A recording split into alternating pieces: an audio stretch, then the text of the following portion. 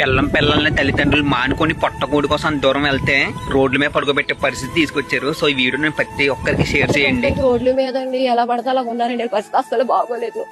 వాళ్ళు చూస్తుంటే మాకు ఏం చేయాలో కూడా మాకు అర్థం కావట్లేదు. ఏ విధంగా అయినా సరే మా వాళ్ళు మాకు తీసుకొచ్చి అప్ చెప్పి సరిపోతుంది. మీ ఇంట్లో ఎవరు వెళ్ళారమ్మా? మా ఇంట్లో మా అబ్బాయి వెళ్ళారండి. మాది మాట్లారండి.